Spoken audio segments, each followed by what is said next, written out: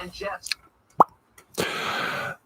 is the L2C Media Network on YouTube, and this is Steve BAXLEY Sports Final, brought to you by the L2C Media Network. And now, here he is, somewhat back to normal. Our man, Steve BAXLEY. Bex, man, great to have you back. Thank you, Harry, and good evening, everybody. Can we raise me up just a little? Thank you.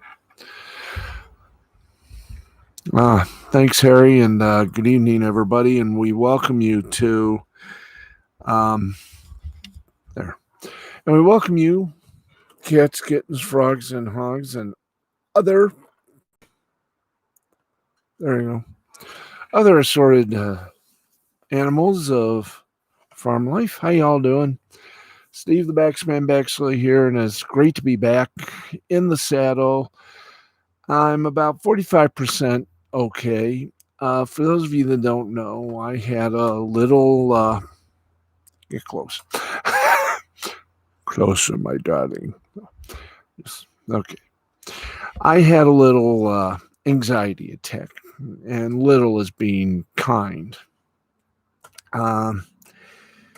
Sometimes the anxiety attacks come and go, and I'm not, in any way wounded, but this one got me, and last night, so I just decided to take the night off, recuperate, and right now I'm okay. I took my medicine. I got to get some refills, but I'm doing okay. I'm not fully healed up yet. I'm about 45%. I got a little bit of residue right about here. I don't know if you can see. I mean, right in the sort of left side of the chest, but if I continue to drink this good stuff here, water, and take care of myself, I should be back to normal.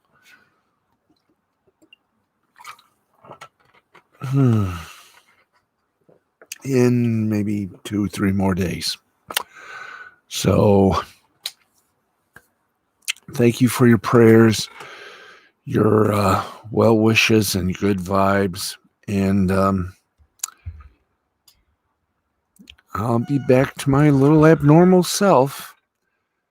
Hopefully, like I said, in the many days that I said. But I'm doing okay. I'm doing fair.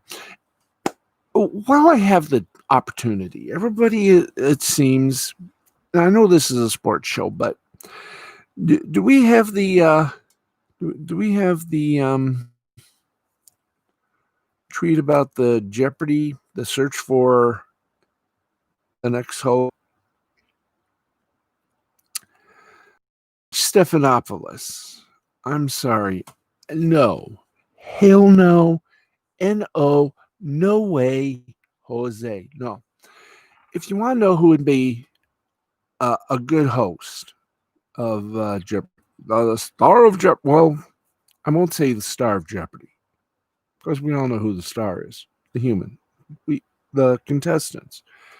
Alex Trebek is the host, and he will always be among the hosts. So, who would it be? Who would be the best host for Jeopardy? Well, I would love to say there are a lot of good names out there. George Stephanopoulos is not one of them. Sorry. One of my friends on Twitter named David Muir. He could host Jeopardy. I personally think you should give it to a person that knows the game. And there are two people who fit that qualification. Jeff Probst, the host of Survivor. Before you all poo-poo Jeff Probst, please remember, before he hosted Survivor, he did a stint as host of Rock and Roll Jeopardy on VH1. And let's not forget another person who might fit the mold, although he did Sports Jeopardy for Crackle. Whatever happened to Crackle, anyways? Dan Patrick. I mean, there are a lot of other hosts, and whoever gets the gig is going to have his own shoes, because you can't fill the shoes of Alex Trebek. He is irreplaceable. Just like Alex Trebek had his own shoes, didn't want to fill Art Fleming's shoes. He did it. Alex Trebek did Jeopardy his way, and it worked. So to the new host of Jeopardy, whoever he or she may be, you got your own shoes to fill. And speaking of shoes to fill, we got some shoes to fill. That's right. It's sports time. Let's get to it. All right. It's a Wednesday night, about to slum into a Thursday early. Got to make my predictions. Got to call the rabbi, see what he has to say about Thursdays. Well, no, I got to do that. Did we get a call? Oh, we got to do it anyway. Okay. Let's get you to the headlines right now. In the NBA, yes, indeed, we got the NBA. Have you got the NBA? Are you down with NBA? You know what I mean? Hey. Okay. Let's get to NBA, and there is a report that's right. Russell Westbrook's short tenure with the Houston Rockets may be coming to an end. The nine-time, why is this jump? The nine-time All-Star wants out of Houston, according to Shariana of The Athletic. Now, leaving the Rockets is a difficult position with just over a month until games begin for the 2020-2021 season. Reports surfaced on Wednesday indicating that Westbrook and All-Star teammate James Harden had expressed concern about the Rockets' direction, and now it has apparently led to a trade request from Westbrook. Harden is still committed to the Rockets despite Westbrook's intent to leave, according to Shams Shariana of The Athletic. Now, the Rockets have undergone significant changes since they were eliminated by the Los Angeles Lakers in the second round of the playoffs 2 months ago. Former coach Mike D'Antoni elected not to pursue a new contract with the team, and longtime general manager Daryl Morey resigned, later joining the Philadelphia 76ers front office. Morey was replaced by Raphael Stone, and Stephen Silas was awarded the Houston head coaching job. Harden preferred the two, who was promoted to head coach by the Clippers after Doc Rivers took a hike, and John Lucas, who was in contention for the Rockets head coach position, but is now an assistant on Silas's staff. According to ESPN, both Westbrook and Harden were consulted and agreed to Silas's hiring. Now, 2016-2017 NBA MVP season, and averaged 27.2 points, 7.9 rebounds, and 7.0 assists in 57 games while battling through a quad injury and recovering from COVID-19. Westbrook put up 17.9 points, 7.0 rebounds, and 4.6 assists in 8 playoff games. Now, there is, of course, no guarantee that Westbrook's request will be granted, but history has a way of telling us that an unhappy player of his caliber eventually gets the change of scenery he desires. Now, moving Westbrook is not without challenges, despite his consistent production and all-star status. He'll be 32 this season and is owed $131.5 million over the next 3 years, with a $46.7 million player option in 2022-2023. Now, given the uncertain financial future of the NBA at this point, it's unclear whether Westbrook is considered an asset who would net a significant return, or if his contract is so poisonous That the Rockets would have to throw in additional assets to get a team to take him on. We likely hear more about the trade market and Westbrook's value over the next few weeks with the NBA draft set for next Wednesday and the free agency market opening on Friday. Now, if Westbrook is traded, there'll be significant questions about the Rockets' ceiling if Harden is unable to get considerable help in the deal. Last summer, Houston faced a similar dilemma when the relationship between Harden and Paul deteriorated, and they were able to swing a deal for Westbrook, which cost them multiple first-round picks. This time around, however, there may not be a similarity on a similarly enormous contract on a team willing to part with him, especially given Houston's lack of a promising young talent. So stay tuned. Things are getting a little freaky geeky. Ugh. Maka maka. Okay, in college football, this sort of sad news, but the reasons are, well, very much understandable.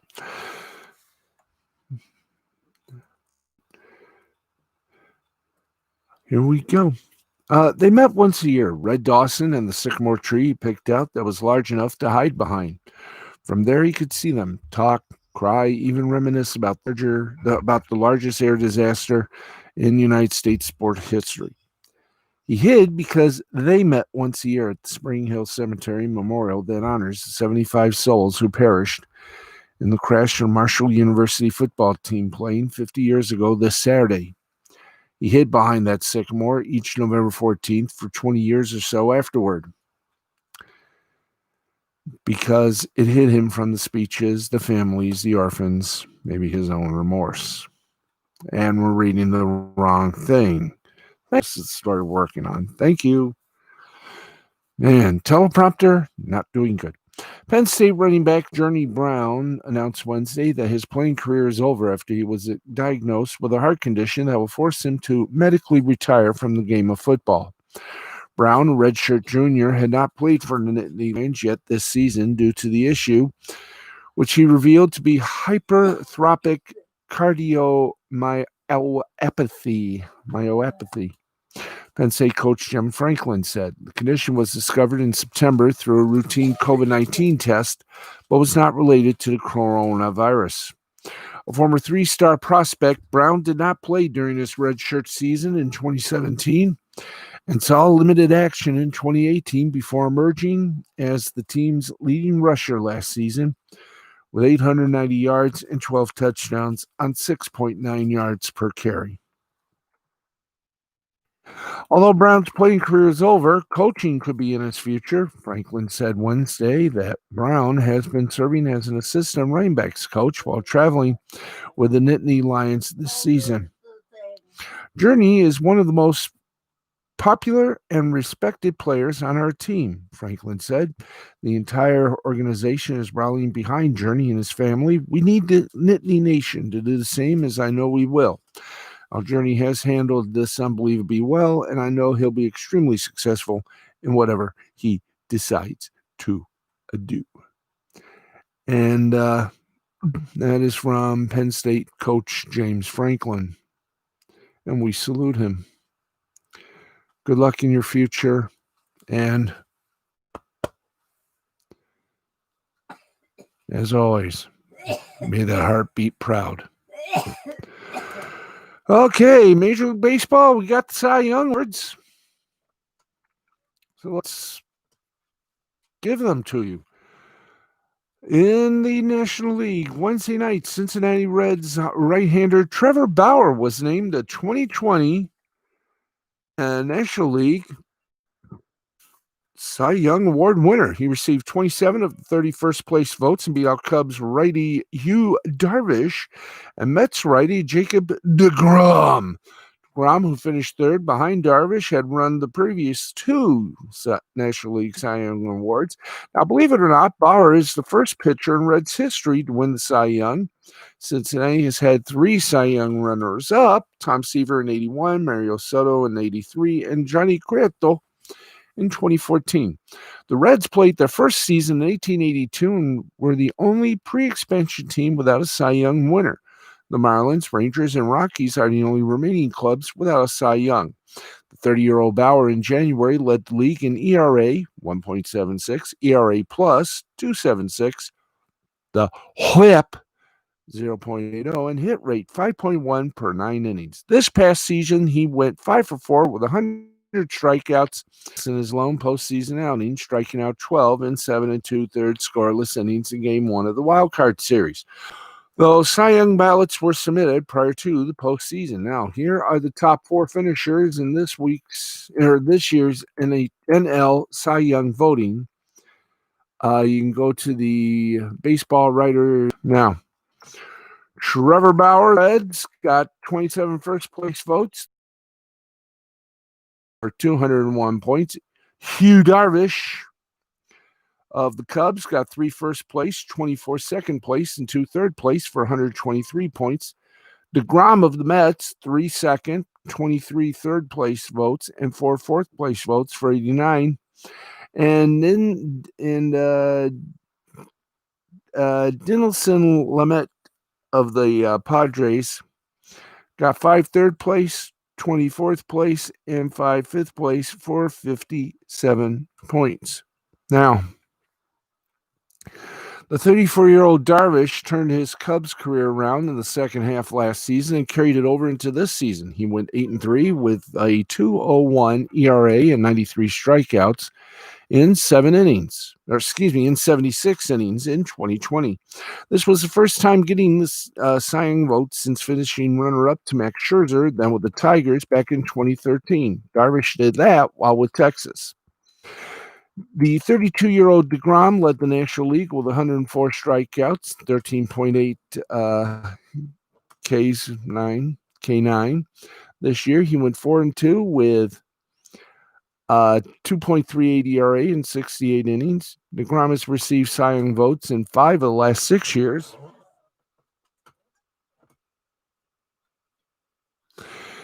And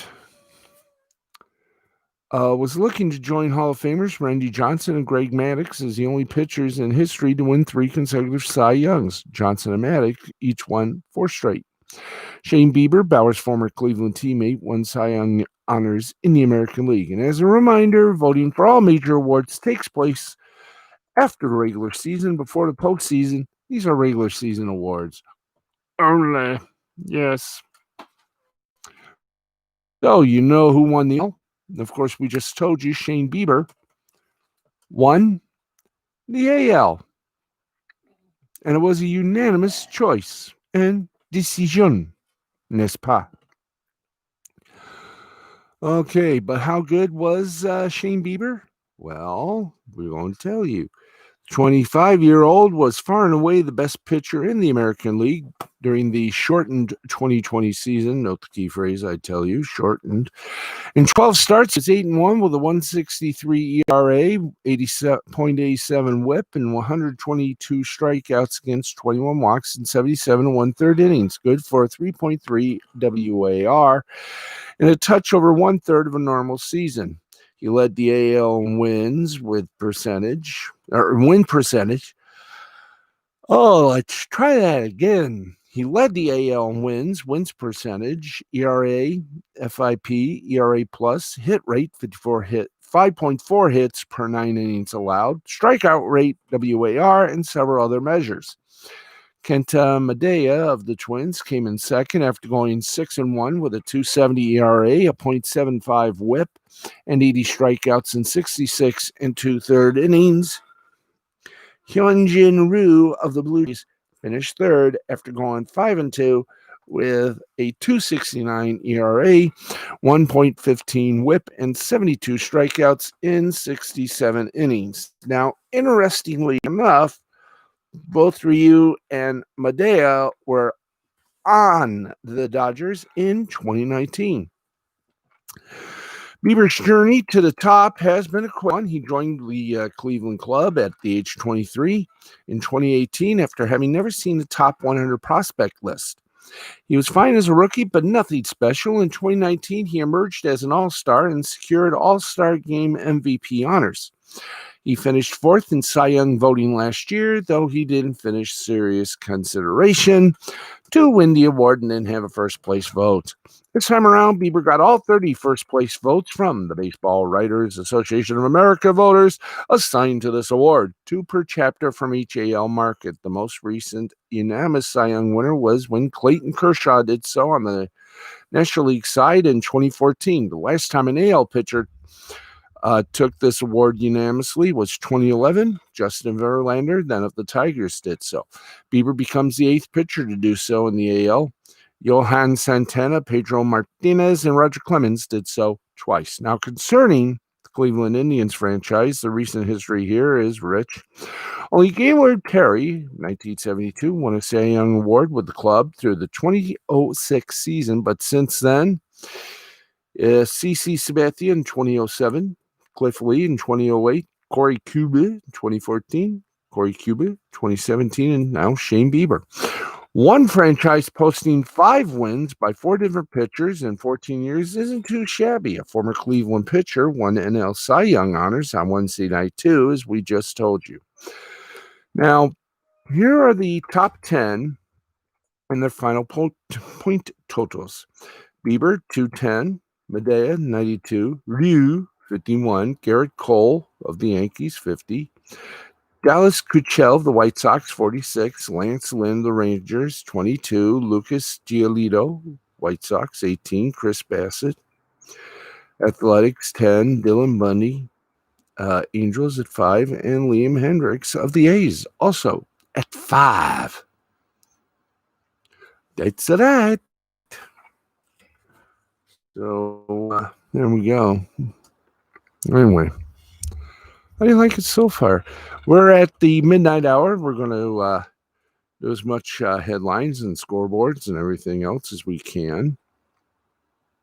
Let's get you the Ohio State game. Well, Ohio State and Maryland, they're not going to play as Maryland faces an outbreak of COVID-19. That's right. So here we go. Canceled following 8 Maryland players testing positive for COVID-19. Maryland Athletic Department announced on Wednesday. The Big Ten game will not be rescheduled and is just the latest cancellation reduces the total number of scheduled games for both teams this season to 8. That's particularly consequential for Ohio State, as the Buckeyes are jockeying for a spot in the 4-team college football playoffs against teams from leagues such as the ACC and SEC that are scheduled to play more games in the 2020 season. Now, Ohio State's next scheduled game is against number 10 Indiana, and that'll be on Saturday, November 21st. Now, Maryland's statement, which we read right now, Maryland's statement said Evans and University President Darrell Pines reached the decision following a recommendation from school health officials in consultation with the Big Ten. That's right. And there you go. Okay, so let's go to the schedule of schedules and find out who indeed is going to be playing and who indeed is not. So if we can do that, I will be happy. And a happy person is a happy fan. So let's go to NCAA college football land and tell you which games are going to be coming up and who going to be the ones that will give you all the programming. It should be interesting, should it not? Yes, it should. And I think I just scoped it. There we go. Okay, thank you. Okay, let's just gone final tonight. It West Michigan playing host to Toledo, and And if we have the final score, guys, let's hit that up. We got 3 games that have just got final. Yes, it did. So here we go, kiddos. Unga, unga. West Michigan defeated Toledo 41-38. Ball State over Eastern Michigan 38-31. And Central Michigan beat Northern Illinois by the score of 40-10. By the way, 15 seconds, should say, Toledo and West Michigan. And we're just going to call it unless Toledo scores in 15 seconds. So there ye be. I wonder, do we have the listings? Does 506 Sports have the college football listings as to who play and on what network? By the way, there is no loss blaming the interwebs tonight, as Nick Ricada is out of the house as it continues to be, I guess, changed. And I know the boss is here. Look at what your cat's been doing. It can be repaired. Thank you. Yeah. Let's see a loose spot I saw. Well, it can be repaired.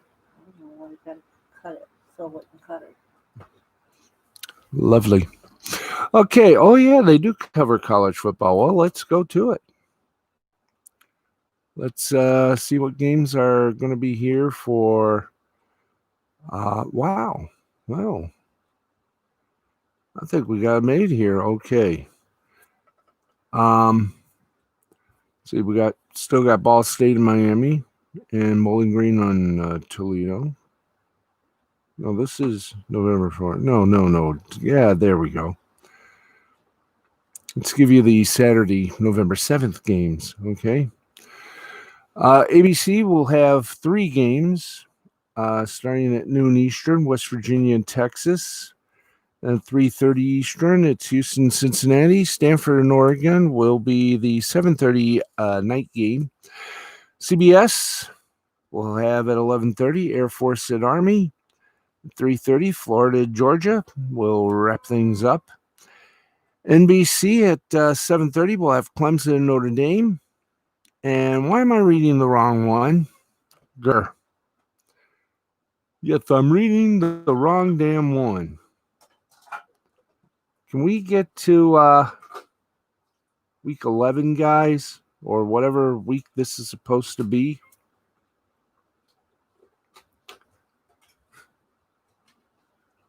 Oh, boy. Let's see. Do we have anything nameable? Nope. Okay, so let's bop that. And we will bop around here. We got Colorado State and Boise State, 8 o'clock on FS1. Obviously, that'll be probably Thursday night. Friday night at 7, it's Florida Athletic and Florida International on CBS Sports Network. And we go on Friday night games, Iowa and Minnesota on FS1. The 7:30 game on ESPN2 will be East Carolina over number 7 Cincinnati. Here are all your Saturday games. We should always trust the schedules from the source. The noon games, Fox Sports 1 will have Penn State and Nebraska. The ACC network will have Wake Forest and North Carolina. Indiana, number 10 ranked Indiana at unranked Michigan State. Network to be announced, obviously. ESPN3 will have West Carolina, number 22 ranked Liberty. Fox, Big Rock Daddy, will have TCU and West Virginia. ESPN3 will carry Gardner-Webb and Charlotte. The SEC network, powered by ESPN, will have Vanderbilt and Kentucky. ESPN2 gives us 9th ranked Miami of Florida and Virginia Tech. BTN will have Illinois, Rutgers, ESPN, yeah, will have 15th ranked Coastal Carolina and Troy. BSSN will have 16th ranked Marshall and Middle Tennessee. Army and Tulane will be on the Plus, known as ESPN Plus. The Saturday 2 p.m., 2:30, and 3 p.m. games will be 25th ranked Louisiana plays host to Southern Alabama on ESPN Plus. Georgia State takes on Appalachian State on ESPN Plus. On FS2, it'll be Fresno State and Utah State. Saturday at 3 o'clock games, ESPN Plus will have UTEP and USTA, University of Texas San Antonio. North Texas takes on University of Alabama Birmingham. South Florida takes on Houston on the Plus. On ESPN 3 at 3:30, it'll be Rice and Louisiana Tech. CBS-SN will have Southern Mississippi and Western Kentucky. Fox will have number 20 ranked USC in Arizona. ESPN Plus will have Texas State and Georgia Southern. Colorado at Stanford will be on ESPN Ladue. ACC Network will be your home for Louisville, Virginia. ABC, it must be ABC, gets second-ranked Notre Dame of Boston College. The 4 o'clock, 6:30, and the 7 and 7:30 games are Hawaii at San Diego State, Saturday at 4, network to be determined. Fox Sports 1 brings you Baylor and Texas Tech. Fox Sports 2, Nevada and New Mexico. Saturday night, 7:30, and other games on the nightstand of prime time. 19th ranked SMU takes on Tulsa on the Deuce. Pittsburgh takes on Georgia Tech, network to be determined. Number 6 plays host to Arkansas on ESPN. Fox will have number 11 ranked Oregon at Washington State. The SEC network will have South Carolina and Ole Miss. ESPN 2 will have Temple and UCF.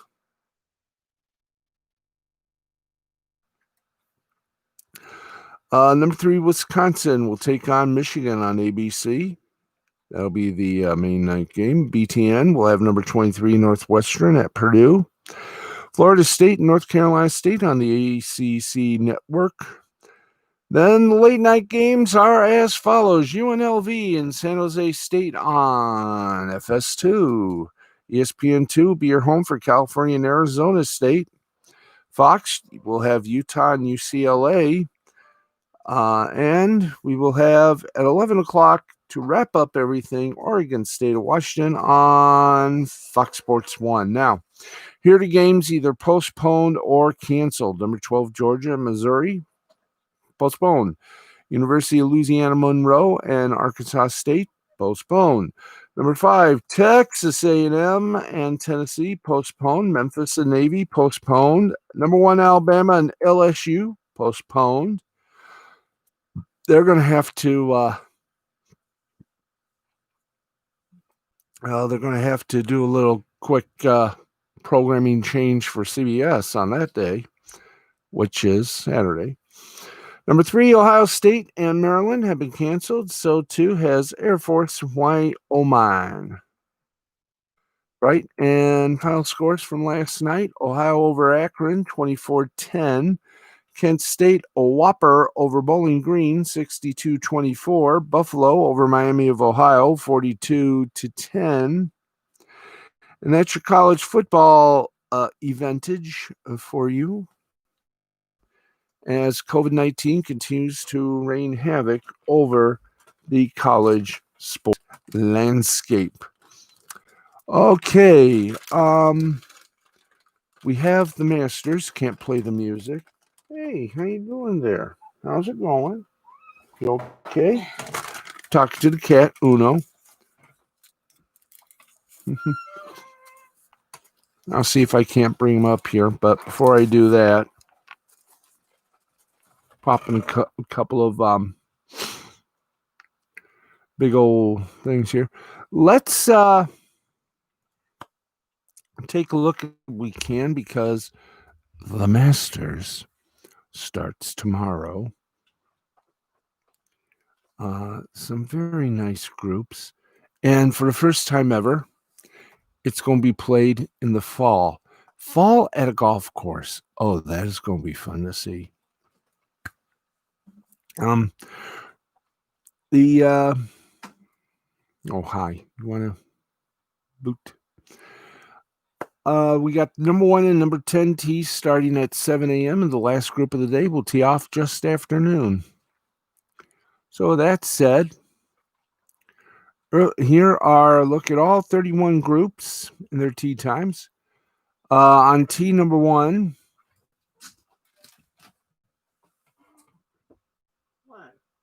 Okay. On tee number 1, 7 a.m., your morning tee times.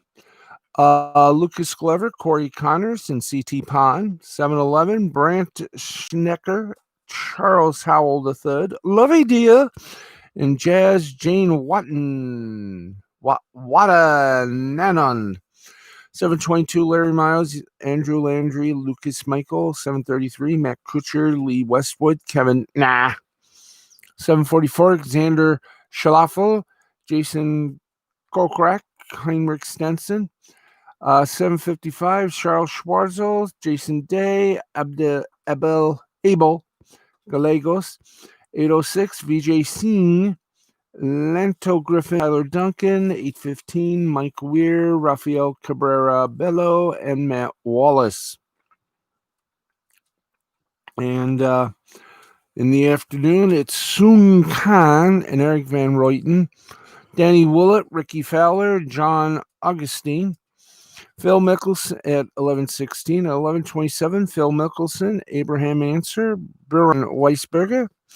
11:38, Adam Scott, Colin Morikawa, and Tyrell Hatton. 11:49, Justin Thomas, Matthew Fitzpatrick, Brooks Koepka. Noon, we'll see Dustin Johnson, Patrick Cantlay, Roy McIlroy. At 12:11, Zach Johnson, Justin Rose, Cameron Champ. At 12:22, Sung Jae Im, Victor Perez, and Brandon Todd. Now at T10, here are the morning and afternoon tiers. 7 a.m., Sandy Lyle, Jimmy Walker, Dynamite, and Yuxin Lin. 7:11 a.m., Webb Simpson, Mark Leishman, Hideki Matsuyama. 7:22, Kevin Kishner, Adam Hadwin, Scotty Scheffler. 7:33, John Rahm, Bryson DeChambeau, Louis Oosthuizen. 7:44, Patrick Reed, Paul Casey, Tony Finau. 7:55, Tiger Woods, Shane Lowry, and Andy Ogletree. 8:06, Jordan Spieth, Gary Woodland, Ian Poulter. 8:17, Graham McDowell, Siwoo Kim, and Nate Ashley. Now at 11:05 a.m., Justin Harding, Shugo Imahira, Nick Taylor. At 11:16, Shea Rive, Sebastian Munoz, Ben On. 11:27, Bubba Watson, Matthew Wolf, Tommy Fleetwood. 11:38, Francisco Molinari, Billy Horschel, Cameron Smith, Bernard Longer, JT Poston, Christian Bezundodot. 11:49, noon, Fred Couples, Max Homa, Dylan Fratelli, and at 12:11, Jose Maria Olazabal, Andrew Putnam, James Sugary. So there you go. There's your times and your people and everything else therein. It is 19 minutes past the hour of midnight, and here on the West Coast, here on the East Coast, it's the 12th of November. Meanwhile, on the West Coast, you're still on the 11th of November. It makes sense, don't it? Yeah. Okay, time now to do some media bites and make them good. That's right, we make them good.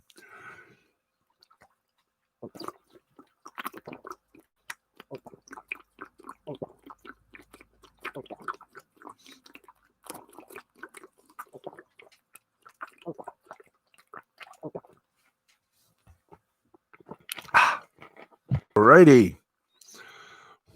And speaking of the Masters,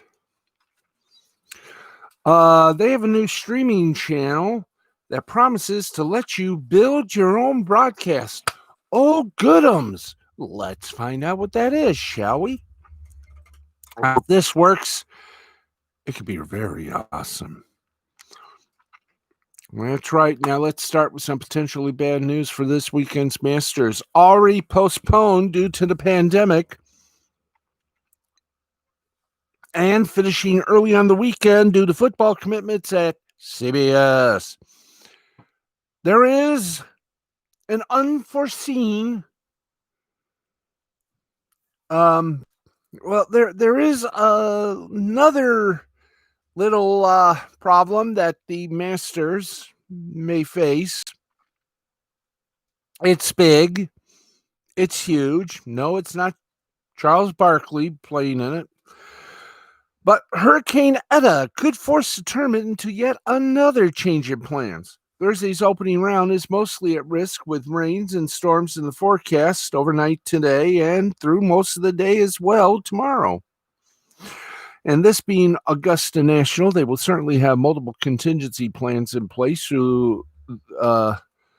though the lack of daylight hours means making up for a washed out day won't be easy. But that's bad news for Masters viewers.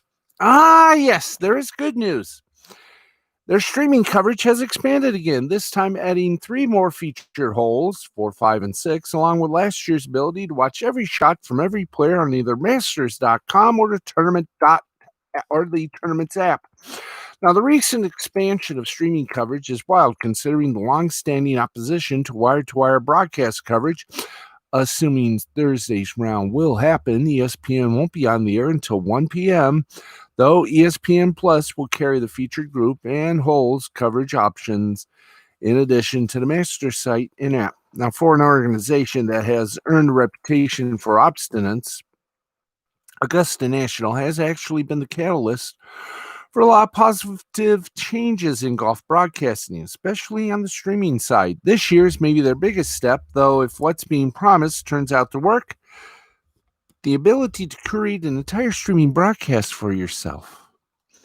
Now, building on the every shot from every player option last year, this year the Masters is offering a My Group channel, giving anyone the option of selecting the group of players they want to follow through the round and offering every one of their shots. Wahoo. Now, there is a video, Scott Van Pelt narrated video introducing the concept. There's also a video on the master site narrated by Jimmy Roberts, though it touches on most of the same features. It doesn't, though, include someone firing up the app to watch just as they're seemingly about to start driving. In short, though, what this option promises to do is allow viewers to curate their own viewing. Want to watch just Tiger and Phil play the entire course? Go for it. Want to watch every shot from Sandy Lyle for any reason? Hey, que pasa? You can do that too, along with building your own mix of likely contenders and personal favorites. Now, what it could mean, in theory, is a way for people who grow tired of the traditional broadcasts, zeroing in on a few players or missing key shots or focusing on putts more than anything else, or any number of other coverage critiques on offer, to circumvent that and just watch the golf how they want to watch it. That's the channel also promises to automatically fill downtime among your selected groups with shots from the leaders, and great shots is a bonus, as is the fact that you can even turn those off if you want as much control as possible over your viewing experience. Now, obviously, not every tournament and course has the resources or motivation to do this, but look at what's happened once Augusta debuted their every player, every shot option last year. The PGA Tour's flagship tournament, the Players, also put it in effect. Good reviews. That was just for round 1, but still. Now, if this option delivers on what it aims to, and hey, it might not, but then again, it might be a great way to thread the needle between diehard golf fans and casual viewers. Now, there are other new innovations, including overhead shots on the par 3 16 that should look fantastic. But if My Group works as a true a la carte alternative to the broadcast, It could really be a preview of what golf coverage looks like going forward. Ooh, now I've caught your attention. Masters begins, as we said, the broadcast wise. One on ESPN. Of course, ESPN Plus will also carry it. Okay, let's keep going. Well, we all know Alex Trebek hosted game shows. Of course, his claim to fame, Wizard of Oz, High Rollers, a few others. There is, of course, this one game show he's hosted for 37 years. It's called Jeopardy. But did you know that our friends at the Canadian Broadcasting Corporation missed out on hiring an unknown for their signature program, Hockey Night in Canada? That's right. They came close to getting Alex Trebek as part of the Hockey Night in Canada announce crew, except for one thing. They don't hire guys with mustaches. I wonder how Mickey Redmond felt about that. Anyway, let's give you a little read up on that, kids. Let's give you a little roopy doopy here. Now, Tuesday, as we know, Alex Trebek passed away at 80 of pancreatic cancer Sunday. It sparked a lot of discussion on the sports work that he did over the years. And Tuesday, here's a little interesting note. Trust us, it will be. Alex Trebek was considered at one point to be the host of CBC's perennial Saturday night show before, of course, Rogers signed that $12 million disaster and took over, Hockey Night in Canada, a role that eventually went to Dave Hodge until he flipped a pen in 1987. That, well, we'll never speak of. Now, here's more on that from Ken, from the Hockey News' Ken Campbell, and here it was. Can we hear the shocked? No, the shocked guys. Thank you. The year was 1971. Hockey Night in Canada had just fired Ward Cornell, was looking for a younger, more dynamic replacement. The way former executive producer Ralph Melby tells it, 5 candidates made the short list. One of them was Dave Hodge, who ultimately got the job and hosted the show for 16 years. Another was Alex Trebek, who had joined the CBC after graduating from the University of Ottawa and was best known for hosting a high school game show called Reach for the Top. He also did it in French, too, French Canadian. You got to hear that. And you got to see that. Google Alex Trebek, Reach for the Top, CBC, and enjoy. He also had hosted broadcasts of horse racing and figure skating. Melby said, quote, "We wanted to get younger, more vibrant, and one of the guys I got from Ottawa was Alex Trebek. He was doing some sports and other things. I really like Trebek." Yeah, he was. Yeah, Melby said he was in the office of his boss, Ted Hogue, the former president of the Canadian Sports Network, which produced Hockey Night in Canada before CBC took over. As Hogue and Melby watched the audition tapes of the 5 finalists, the more Melby wanted Trebek to fill the chair. But he was overruled by his boss, who had a strict rule that eliminated immediately Alex Trebek from the running. Melby said, we were watching Trebek's audition. I said, "Ted, that's the guy I really want," Melby said. And, well, his boss said, "We're not hiring him. We don't hire guys with mustaches." Now, would you explain to me Mickey Redmond? End quote. So, I just said that. So, Melby hired Dave Hodge. In the end, it probably worked out for everyone. Hodge was an excellent Hockey Night in Canada host for a long while, and Trebek found great success in the U.S. TV world, especially with Jeopardy! And they were fine with his mustache, which he kept until 2001. So there. But it was definitely interesting to read about how close Trebek was to the Hockey Night in Canada job. I wonder how he'd look in that blue blazer. And to contemplate how the TV world might be different if he wound up there instead of hosting Jeopardy! Now, Trebek's role at Jeopardy! Made a huge impact on a ton of people, including some from the sports world, and it certainly worked out well for him, but it's definitely interesting to imagine an alternate history where he instead wound up hosting Hockey Night in Canada. And he did a lot of notable sports work for CBC, including the 67 NHL playoff highlights. So it's fun to consider what might have happened if Trebek had got rid of his mustache and wound up on Hockey Night in Canada more permanently. We may never know, will we now, kids? No, we won't know. But anyway, more about and a few things. We still got a few things. Are we ready? Oh, good, we're ready. Okay.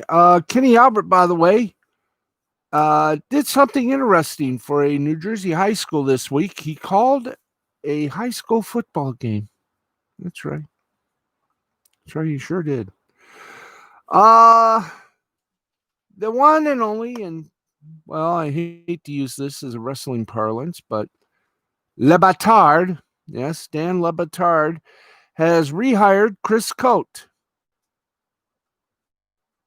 Yes. Amid ESPN's latest wave of layoffs, fans of the Dan Le Batard show with Stugatz most disappointed with the dismissal of longtime producer Chris Cote. It goes without saying, but I can't thank ESPN management and the entire Le Batard show family enough for all the opportunities they've given me. Stay tuned for what's next. The 33-year-old had been a full-time ESPN employee with a prominent role on Le Batard's show since 2012. He was one of the 300 employees let go by the network, along with 200 open positions that will no longer be filled. Cote was the only staffer from the Le Batard show who lost his job, but yes, there is happiness and joy in the tunnel of darkness. Now, many fans, notably from the show's devoted Reddit group and colleagues, expressed their disappointment over the decision on social media. Most important was the master himself, Dan Le Batard, who had to deal with several decisions affecting his radio show and podcast in recent months, including losing 1 hour on ESPN Radio's on-air schedule, but the network eventually added 2 hours of podcast programming to Le Batard's daily output, arguably giving listeners more content to enjoy, albeit not on terrestrial radio or TV simulcast. Rotten rats. Now, faced with losing his producer and key part of the show, Le Batard addressed Cote's dismissal directly and decided to take the matter himself. On Wednesday's show, Le Batard told listeners he was blindsided by the layoff, of which he wasn't consulted or warned. In response, an indefinite dereliction of insanity, he announced that Cote was being rehired for the show, with Le Batard paying him to be his personal assistant and giving him a raise. He said this to New York Times Kevin Draper on Twitter. We have spent the last 5 days trying to figure out what it is we can do with this. And I'm actually happy to report, and this is a pretty cool thing to be able to report because some creativity was required of us to get here. I'm going to hire Chris as my personal assistant to fill the role with a raise on his present salary vacated by Allison Turner. Turner, who booked guests as a producer for Le Batard show, vacated the personal assistant role when she was transferred to ESPN's vast headquarters in tiny Bristol, Connecticut.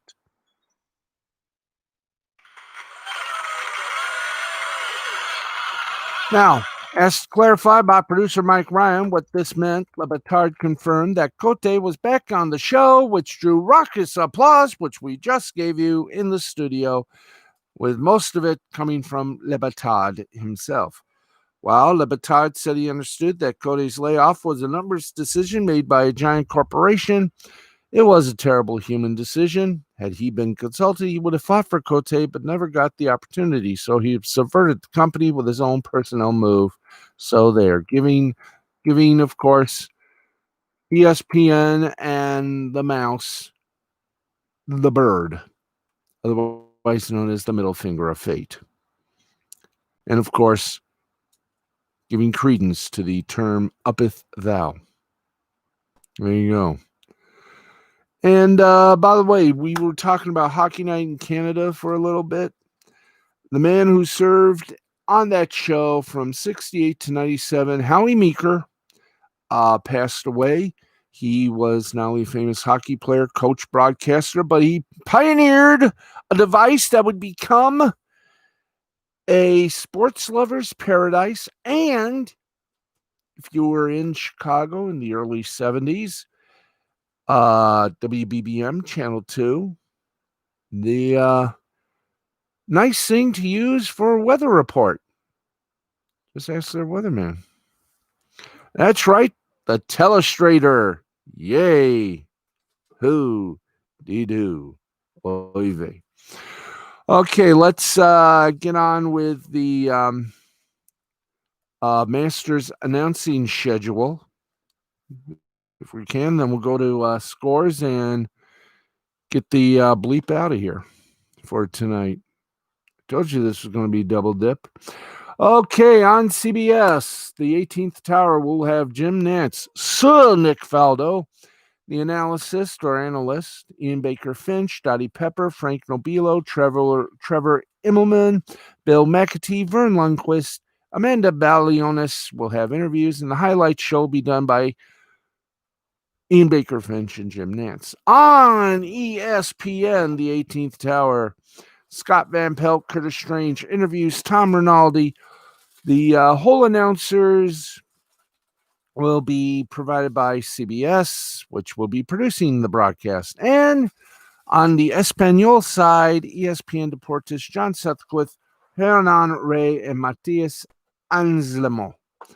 Now, streaming on Masters Live, CBS Sports, ESPN Plus app, and website. Feature groups number 1, Andrew Catalan, Billy Kretzer, and Michelle Wee West. Feature groups number 2 will be Brian Crowell, Michael Breed. Amen Corner will have Grant Boone, who was a man, who was a real man. Hey, Daniel Boone reference. Look it up. Mark Immelman. The 15th and 16th holes will be handled by Luke Elvey and Ned Michaels. And for Westwood 1 Radio, Brian Catterick, Charlie Reimer, Mark Carnival, Kay Cockerell, Whit Watson. Yes, that's a good name, isn't it? Whit Watson, the All-American boy. And Ted Emmerich. Now, what is the Masters schedule, you may ask? Oh, how's this? Thursday, November 12th, the first round. Of course, weather permitting. First round, ESPN will bring it to you live from 1 to 5:30. The first round highlights will be on CBS at 11:35 p.m., which means Mr. Colbert's Neighborhood will be delayed for a bit. And Westwood 1 will be doing the radio at 1 p.m. Now, the feature groups on the streaming side, Masters Live, CBS Sports, ESPN Plus, 7:45 a.m. to 5:30 p.m. Amen Corner. Oh, do that again. See, feature groups, Masters Live, CBS Sports, and ESPN Plus, 7:45 a.m. to 5:30 p.m. Amen Corner, Masters Live, CBS Sports, and ESPN Plus, 7:30 a.m. 4:15 p.m. Fourth, fifth, and sixth holes, Master Live, CBS Sports, and ESPN Plus, 7:55 a.m. 4:45 p.m. And 15th, 16th holes, Masters Live, CBS Sports, and ESPN Plus, 8:15 4:45 p.m. Friday, the same deal. Saturday, television and radio, there is a little difference. The third round, because of college football, will be on from 1 p.m. to 5 on CBS. The third round encore will be on the CBS Sports Network at 10 p.m. Westwood One Radio with live coverage at noon Eastern. Now, the streaming, for those of you that love streaming, feature groups on Masters Live, CBS Sports, and ESPN Plus, 10 to 5 a.m. Amen Corner on Masters Live, CBS Sports, and ESPN Plus, 10 a.m. to 3:45. Fourth, fifth, and sixth holes, Masters Live, CBS Sports, and ESPN Plus, 10:45 a.m. to 4 p.m. And the 15th and 16th holes, Masters Live, CBS Sports, and ESPN Plus, 11:15 a.m. to 4:15 p.m. And on Sunday, please note these time periods. Television radio, final round, CBS at 10 a.m. Eastern and to 3 p.m. Eastern. It encores on the CBS Sports Network at 8 p.m. also Eastern. Westwood One Radio will take coverage at 10 a.m.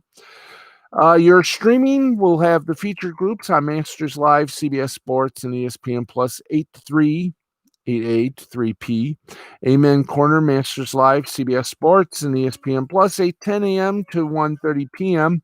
Fourth, fifth, and sixth holes, Masters Live, CBS Sports, and ESPN Plus, 8:45 a.m. to 2 p.m. And the 15th and 16th holes, Masters Live, CBS Sports, ESPN Plus, 9:15 a.m. to 2:15 p.m. Anything less is not right. Okay, we've done our little tour of impossibilities.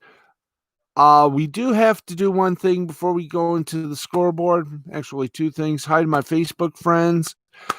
To all my friends on Facebook, Twitter, and the Gram, thank you for the good vibes and prayers and everything else I'm doing. Like I said, I'm getting better, not at 100%, but I am getting better. Now, once again, because of a little tech issue, we go with the Thursday night game. We got the note from the man in the middle.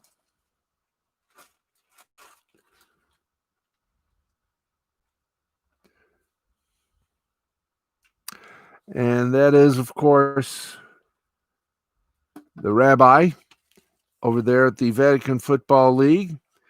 And this is what he says for the Thursday night game. The 5-3 Colts at the 6-2 Titans. Colts showed very little to no respect this week's game. By respect, they could have won it. But c'est la vie. Titans need something big to make their get their gravitas. So this will be the big game for them. Titans 37, Colts 21. So there you go. That'll be thank you very much. Thank you. Okay. Thank you. I love you too, Mom. And she says good night, and she loves all of you as well. So, thank you. So, Tennessee will beat the Colts. So says the rabbi. We will have, of course, his Sunday predictions Saturday night on the big broadcast. We should have our tech issues figured out by then. So there you go. Now, without further cause or reparations, get to the scoreboard. We got scores to do today, so let's do that, and then we are out of here and into a nice, warm, soft, cozy little bed with hopefully a good cat. What are you doing? Yeah, I'm talking to you. You should see this cat. Anyway, yeah, man, you should see this cat, man. Okay. You're okay, but you should be on your perch. Uno is lounging on a box of papers. I gotta close up things here. So let's get to our international scoreboard, and it goes like this. In the EuroLeague basketball, it's Krvezia Zvezda Mountains over Lyon Villeurbanne, 89-68. In the Euro Cup, Virtus Bologna over Lokomotiv Kuban, 89-83. Cedevita Olimpija over Bursaspor, 97-80. Trento over Prometheus, 89-80. Unicaja over Mornabar, 98-72. Nanterre over Gran Canaria, 90-74. In hockey, the Extraliga, Mountfield over Vicovice, 3-2. Mladia Boleslav over Kometa Brno, 2-1. Karlovy Vary over Cesc Bujovic, 3-2. Trinik over Liberec, 3-1.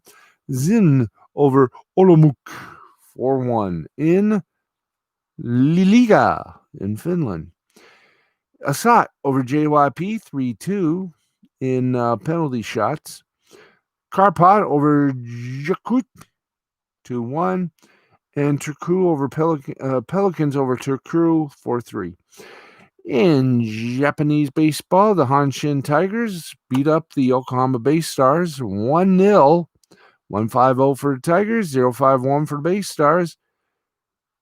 Iwashida for the Tigers gets a win. He's 7-3. Ishida gets a loss. He's 1-4. The Chinichi Dragons beat the Hiroshima Carp 3-2. 3-8-0 for Dragons. 2-5-0 for the Carp. Curry got the loss for the Carp. He's 8-6.